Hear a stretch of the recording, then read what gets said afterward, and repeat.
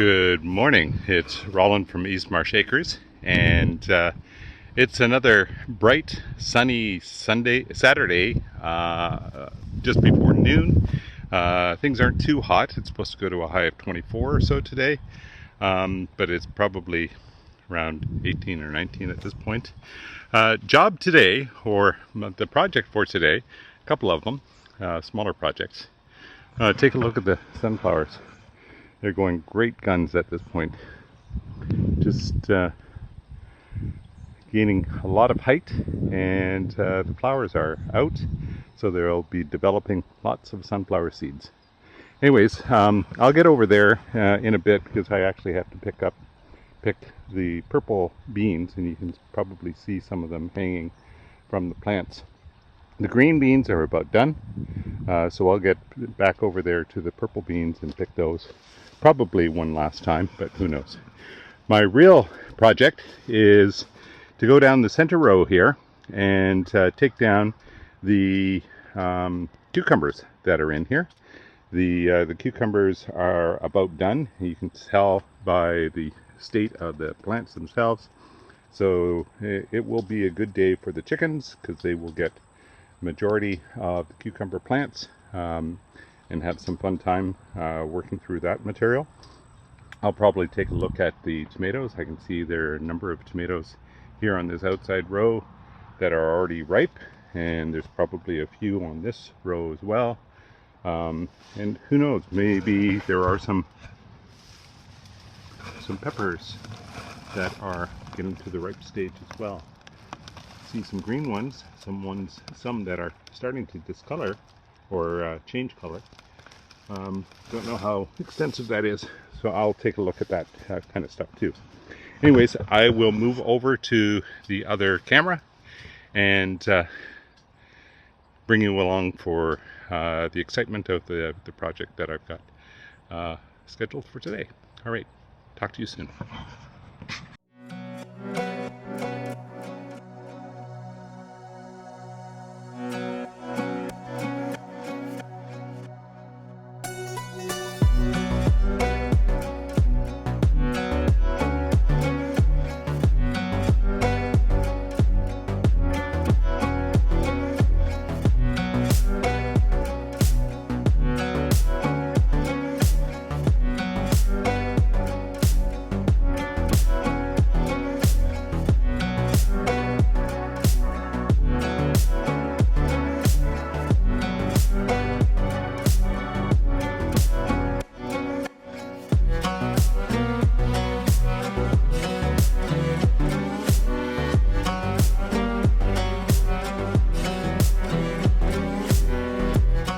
All right, I just finished cleaning up after the cucumbers.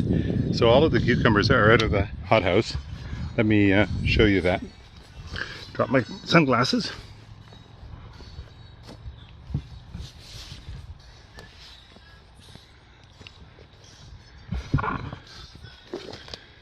Okay, so this is what the high tunnel hothouse looks like now. Much more sustainable, and you can get in and around pieces much easier.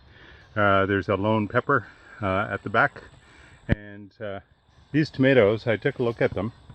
There's tons and tons of fruit, but very little has ripened completely, so we're gonna have to let those go for a bit. There's still a little bit of fruit left on these. They're coming, and we'll let them ripen up as well. And then on the outside we've got lots of peppers that are ripening. So there's one pepper right there. There's a couple of reddish ones there already. Quite a few more, and I picked up a few. I'll show you what we've got. Rachel also went through the beans one more time. It looks like there might be one more time for the purple beans because they're still continuing to bloom. As you can see, very few blooms, relatively speaking, but we've got an entire pail, 5-gallon pail, filled mostly with purple beans, but some greens as well. So that's an interesting haul again. Some cucumbers that I picked off. There was a pumpkin at the back in the high tunnel, and a couple of squashes. I'm not sure what kind those are, and let's see what happens as a consequence. The system that we were using in the high tunnel, so these are stakes that we originally purchased for camping, and they're about a foot long, 12 inches, 40 centimeters or so, maybe. Anyways, we had them tied up with tomato twine. So this is a plastic product, and we can't let that go into our compost or anything. So I pulled all of those off, and we're also using these plastic tomato clips, which are really, really nice. I think I showed these to you before.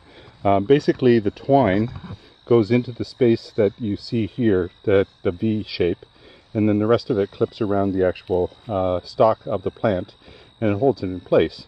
So we've got multiples of those that I've pulled off. We've got more on the tomatoes, etc. But you have to pull all of those tomato clips off. We can reuse those again, and I will dispose of the tomato twine. We've tried to use compostable types of materials before, but we've just found that they don't work very well. They break, and we end up not having a viable mechanism for keeping the tomatoes and other things up.